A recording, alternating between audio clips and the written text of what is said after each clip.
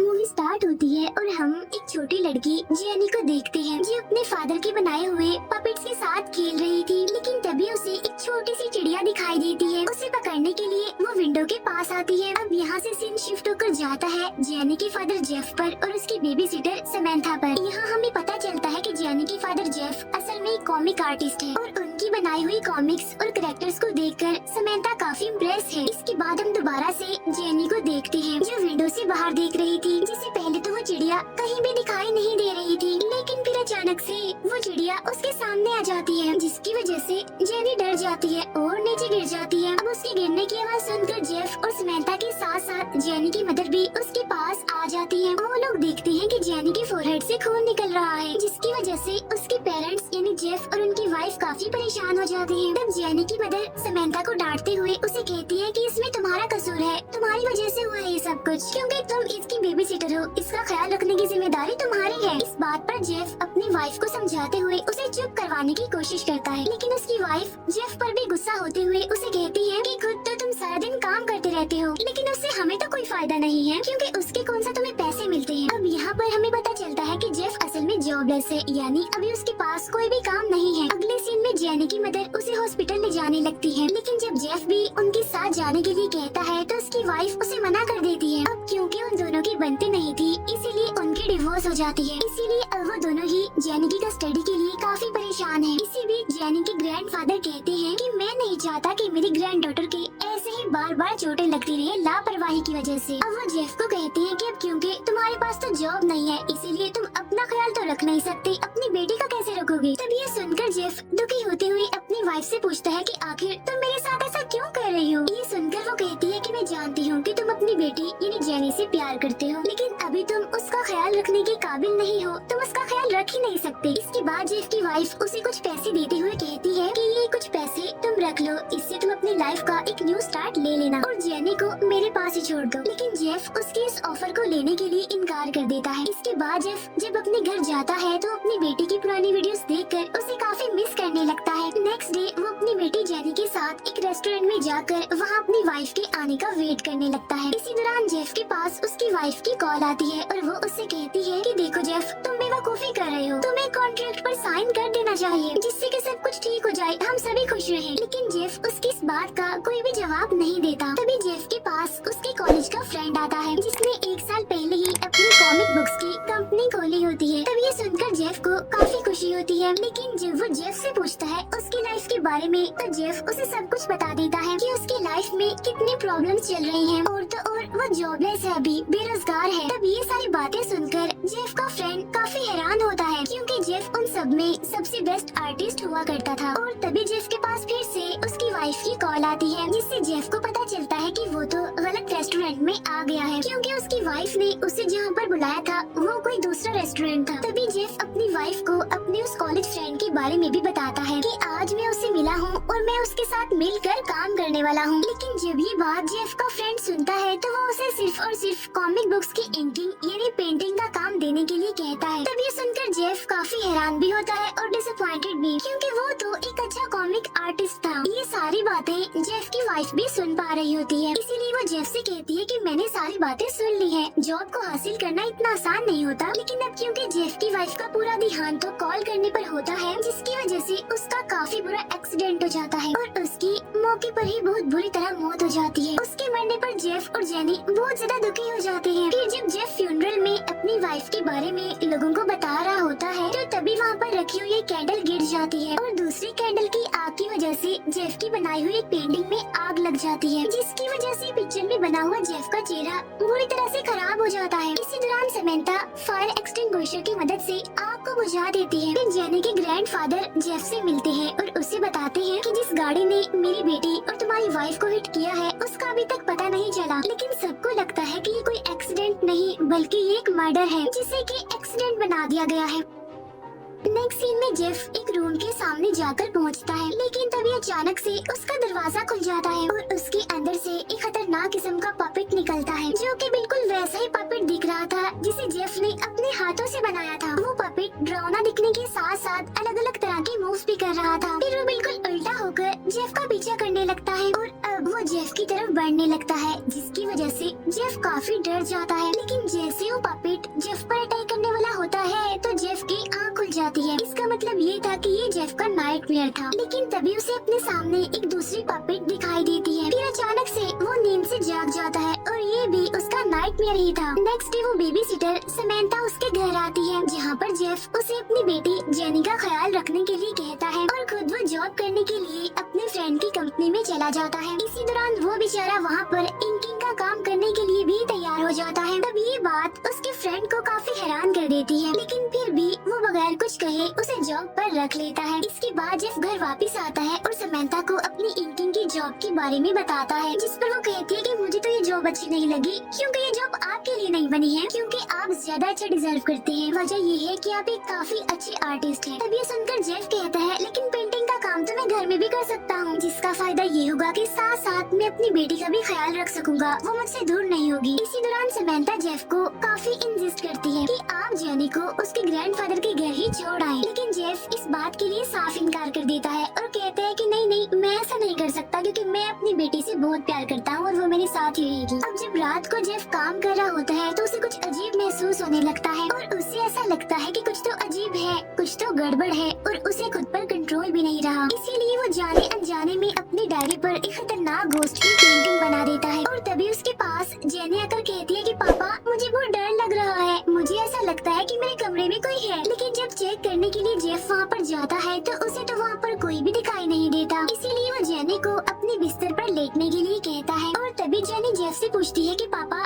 क्या आप मुझे ग्रैंडफादर के पास भेज देंगे? जिस पर जेफ साफ इनकार करते हुए कहता है कि नहीं, बिल्कुल भी नहीं। इसी दौरान जेफ जेनी की बातें सुनकर काफी हैरान हो रहा था, क्योंकि जेनी खुद को बेबी कह रही थी और उसका बात करने का अंदाज भी काफी अलग ही था और वो अलग ही तरह से बिहेव कर रही थी। जब अगले दिन जेफ ऑफिस पहुंचता है तो वो गलती से अपने कोलीग को उस घोस्ट की पेंटिंग भी दे देता है, जिसे कल रात उसने बनाया था। तभी देखकर उसका कोलीग और उसका बॉस, जो कि उसका फ्रेंड था, दोनों ही काफी खुश होते हैं और उसके घोस्ट के कैरेक्टर को देखते हुए उसका फ्रेंड फिर से उसे कॉमिक आर्टिस्ट बना देता है। इसके बाद सीन चेंज होता है और हम जेनी को उसके रूम में देखते हैं और उसे भी अपने रूम में वही पपेट दिखता है जो कि जेफ को अपने रूम में दिखा था। और जैसे जैसे पपेट उसकी तरफ बढ़ती है तो जेनी डर जाती है और अपने फादर जेफ को आवाज लगाती है। तब जेफ उसके पास पहुंचता है और उसे वहां से लेकर अपने रूम में आ जाता है। नेक्स्ट मॉर्निंग जेफ और जेनी रात हुए इंसिडेंट के बारे में बात करते हैं, जिस पर जेनी उसे बताती है कि मुझे रात अपने कमरे में एक मॉन्स्टर दिखाई दिया था जो कि बहुत ही डरावना था। तब इस बात पर जेफ उसे समझाते हुए कहता है कि तुम्हारे पपेट फ्रेंड भी तो डरावने दिखते हैं, लेकिन तुम उनसे नहीं डरती क्योंकि वो तुम्हारे दोस्त जो है। तभी सुनकर जेनी को लगता है कि शायद वो अपने रूम में दिखने वाले मॉन्स्टर को भी अपना फ्रेंड बना सकती है। फिर जेफ देखता है कि जेनी ने भी उसी घोस्ट की पिक्चर बनाई हुई है जो कि उन्हें दिखता है। तब ये देखकर वो काफी हैरान भी होता है और डर भी जाता है। इसी दौरान जेनी फिर से खुद को बेबी बुलाती है, इसीलिए जेफ अब ऑफिस पहुंचकर इस बारे में सर्च कर रहा होता है। लेकिन तभी वहाँ पर जेफ का कोलीग पहुंच जाता है और जेफ उसे इस सब के बारे में बताता है और उससे पूछता है, क्या तुम भूतों पर यकीन रखते हो? जिस पर उसका कोलीग कहता है कि हाँ, मुझे लगता है कि घोस्ट सच में एग्जिस्ट करते हैं।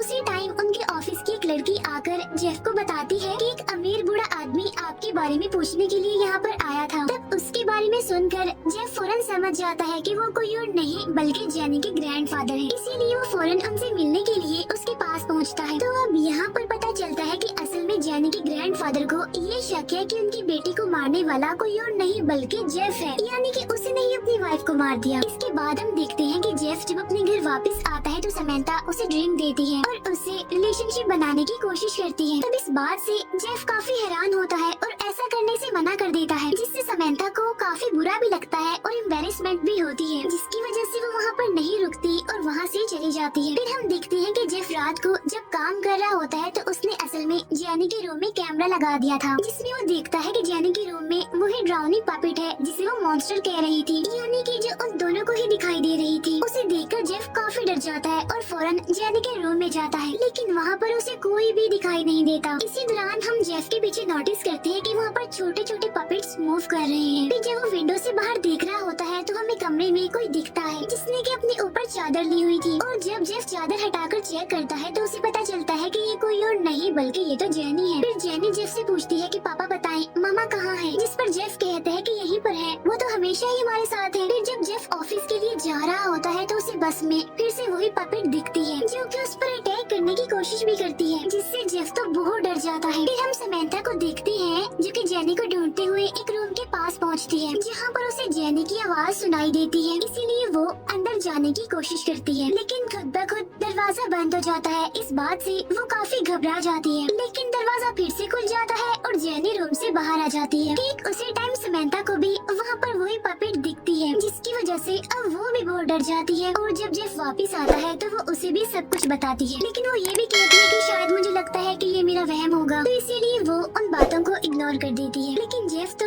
इस बात से काफी परेशान हो जाता है, इसीलिए अब वो उस रूम का दरवाजा अच्छे से लॉक कर देता है ताकि उसकी बेटी जेनी उसे दोबारा ओपन न कर सके। फिर जब जेफ जेनी के पास पहुंचता है तो वो उससे पूछती है कि क्या आप मुझे मॉम को देने वाले थे और उसके बदले में उनसे पैसे लेने वाले थे। तब ये बात सुनकर जेफ काफी घबरा जाता है, क्योंकि उसकी और उसकी वाइफ के अलावा किसी को भी ये बात नहीं पता थी। नेक्स्ट डे समंथा जब आती है तो वो जेनी को ब्रेकफास्ट देती है, जिसको खाते ही जेनी की तबीयत खराब होने लगती है, उसकी सांसें बंद होने लगती है और वो बुरी तरह से तड़पने लगती है। तब ये देखकर जेफ काफी डर जाता है और उसे इंजेक्शन लगा देता है, जिससे वो ठीक हो जाती है। लेकिन उसी टाइम झूमर का एक स्क्रू ढीला हो जाता है, जिससे वो खुलकर समंथा के सर पर लग जाता है और वो गिरकर बेहोश हो जाती है। अब यहाँ पर हम देखते हैं कि ऐसा करने वाली कोई और नहीं बल्कि वो पपेट ही होती है। अब क्योंकि समंथा ने काफी पहले ही पुलिस को कॉल कर दी थी, इसीलिए पुलिस वहाँ पर आती है। तब जेनी को देखकर पुलिस को ऐसा लगता है कि शायद उस पर जुल्म किया जा रहा है, उसे टॉर्चर किया जा रहा है, इसीलिए वो जेनी से बात करने की कोशिश करते हैं, जिससे उन्हें कंफर्म हो जाता है कि ऐसा कुछ नहीं है जैसा वो सोच रहे हैं। अब इसके बाद हम देखते हैं कि जो पपेट जेनी और जेफ को नजर आ रही थी वो कोई और नहीं बल्कि असल में जेनी की मदर ही है। फिर वो पपेट यानी जेनी की मदर समंथा के रूम में जाती है और उसे मारने की कोशिश करती है, जिससे समंथा की आंख खुल जाती है और वो काफी डर जाती है। फिर वो डरते हुए जेफ के पास पहुंचती है और उसे बताती है कि इस घर में कुछ तो ऐसा है जो काफी डरावना है, साथ साथ वो काफी खतरनाक भी है और मुझे लगता है कि वो कोई और नहीं बल्कि आपकी वाइफ है, जेनी की मदर है, जो कि हम सबको परेशान करने की, मुझे मारने की कोशिश कर रही है। तब ये सुनकर जेफ उसे कहता है कि अभी तुम्हारी तबीयत ठीक नहीं है, तो इसीलिए तुम घर चली जाओ ताकि तुम थोड़ा सा रेस्ट कर लो। फिर जेफ अपनी बेटी को भी उसके ग्रैंडफादर के साथ भेज देता है। फिर रात को जेफ मैजिक करके अपनी वाइफ से बात करने की कोशिश करता है। तब उसकी वाइफ उसे दिखाती है कि कैसे उस दिन उसका एक्सीडेंट हुआ था। फिर फौरन ही उसकी वाइफ पपेट के रूप में उसके सामने आ जाती है। यहाँ पर जेफ उसे समझाता है कि देखो ऐसा मत करो, जेनी हमारी बेटी है। अगले दिन हम जेफ को देखते हैं जो कि अपनी बेटी की कस्टडी में गया होता है। इसी दौरान बातों बातों में वो जेनी के ग्रैंडफादर को कहता है कि मैं जानता हूँ कि आप अपनी बेटी से बहुत प्यार करते थे, लेकिन इस वजह से प्लीज आप मेरी बेटी को मुझसे दूर तो मत कीजिए, क्योंकि वो तो पहले ही अपनी मॉम को खो चुकी है और मैं नहीं चाहता कि अब वो अपने डैड को भी खो दे। फिर जेनी के ग्रैंडफादर जेफ से मिलते हैं और उसे बताते हैं कि पुलिस को वो गाड़ी मिल गई है जिससे तुम्हारी वाइफ का यानी मेरी बेटी का उस दिन एक्सीडेंट हुआ था, इसीलिए बहुत जल्द अब ड्राइवर का भी पता चल जाएगा। तब इस बात से जेफ काफी खुश होता है। फिर वो जेफ से ये भी कहती है कि मैं 1 घंटे में जेनी को लेकर तुम्हारे घर पहुंच जाऊंगा, जिससे हमें पता चलता है कि उस पर जेफ की बात असर कर गई है और वो उसकी बात मान गया है, यानी उसने जेनी की कस्टडी जेफ को ही दे दी है। इसके बाद जब जेफ ऑफिस पहुंचता है तो हमें पता चलता है कि वो अब दूसरी स्टेट में मूव करने वाला है और इस बात से वो बहुत ज्यादा खुश है, यानी वो अब अपने फ्रेंड की कंपनी की दूसरी ब्रांच में काम करेगा। उसी टाइम वहाँ पर उसकी कॉमिक बुक के बनाए हुए घोस्ट कैरेक्टर का पोस्टर लाया जाता है। तब उसे देखकर उसका फ्रेंड जेफ को बताता है कि मैंने कॉमिक की एंडिंग थोड़ी चेंज कर दी है, जिसमें ये घोस्ट मरने की बजाय और भी खतरनाक और पावरफुल होकर वापस लौटेगी। तब इस बात की वजह से जेफ काफी डर जाता है और अपनी बेटी जेनी को बचाने के लिए घर के लिए निकल जाता है। फिर वो जेनी के ग्रैंडफादर को कॉल करता है और उनसे कहता है कि आप जल्दी से जेनी को घर से बाहर निकालें, क्योंकि वो घर उसके लिए सेफ नहीं है। इसी दौरान जेनी के ग्रैंडफादर जेफ को किसी मेल के बारे में बताने की कोशिश कर रहे होते हैं, लेकिन तभी कोई उसे धक्का देकर सीढ़ियों से नीचे फेंक देता है। इसके बाद जेफ जब घर पहुंचता है तो वो देखता है कि जेनी के ग्रैंडफादर तो बहुत ज्यादा इंजर्ड है, इसीलिए वो समंथा को आवाज लगाने लगता है। लेकिन जेनी के ग्रैंडफादर जिन्हें हल्की हल्की होश थी वो जेफ को ऐसा करने से मना करते हैं और उन्हें मोबाइल में आई हुई वो मेल दिखाते हैं और वो मेल थी असल में किलर की पिक्चर। तब किलर को देखकर जेफ बहुत ज्यादा हैरान हो जाता है। इतनी ही देर में समंथा भी वहाँ पर आ जाती है और जेफ उसे वो किलर की पिक्चर दिखाता है और हमें यहाँ पर पता चलता है कि वो किलर कोई और नहीं बल्कि समंथा है, जिसने जेफ की वाइफ का मर्डर किया था। लेकिन समंथा को इस बात का जरा भी अफसोस, जरा भी पछतावा नहीं होता। वो चिल्लाकर कहती है कि जेफ मैं तो बस तुम्हारी मदद कर रही थी, क्योंकि तुम्हारी वाइफ तुमसे सब कुछ छीन लेने वाली थी। यहाँ पर हमें पता चलता है कि समंथा ने तो जेनी को भी खाने में जहर मिलाकर दिया था इन्हें जब उसकी तबीयत खराब हुई थी, लेकिन उसकी मदर ने उसे बचा लिया। इसके बाद समंथा कांच का टुकड़ा लेकर जेफ की तरफ उस पर अटैक करने के लिए बढ़ती है, लेकिन तभी वहाँ पर वो पपेट पहुँच जाती है जो कि उस कांच को समंथा के गले में ही घुसा देती है, जिससे समंथा की काफी बुरे तरीके से मौत हो जाती है। इसके बाद वो पपेट जेफ पर भी अटैक करने की कोशिश करती है, लेकिन जेनी उस पपेट को ऐसा करने से मना कर देती है। फिर जेनी बहुत ज्यादा डर जाती है और विंडो के पास जाकर बैठ जाती है। इसी दौरान वो रो भी रही होती है और कहती है कि मुझे आप दोनों का लड़ना बिल्कुल भी पसंद नहीं है। यानी यहाँ वो अपने पेरेंट्स को कह रही थी। यहाँ पर जेफ जेनी को समझाता है और उसे नीचे उतारने की कोशिश करता है, लेकिन तभी वो दोनों बाप बेटी ही विंडो से नीचे गिर जाते हैं। इसी दौरान जेफ को जेनी के साथ गुजारे हुए सारे मोमेंट्स याद आने लगते हैं, लेकिन जब जेफ की आँख खुलती है तो वो देखता है कि वो दोनों ही बिल्कुल सही सलामत हैं, क्योंकि उन्हें तो जेफ की वाइफ ने यानी जेनी की मदर ने बचा लिया था। इसके बाद जेफ की वाइफ भी वहाँ से चली जाती है, क्योंकि अब उसने अपना बदला जो ले लिया था समंथा को मारकर। अब यहाँ पर हमें पता चलता है कि असल में समंथा ने जेफ की वाइफ को क्यों मारा। असल में वो जेफ को पसंद करती थी और उसके साथ ही अपनी लाइफ गुजारना चाहती थी, लेकिन जो उसके इरादे थे, उसका मकसद था, वो बिल्कुल भी ठीक नहीं थे, जिसकी वजह से लास्ट में उसे वही मिला जो कि वो डिजर्व करती थी, यानी कि मोरल उसकी मौत का। और इसी के साथ ही मूवी यहीं पर एंड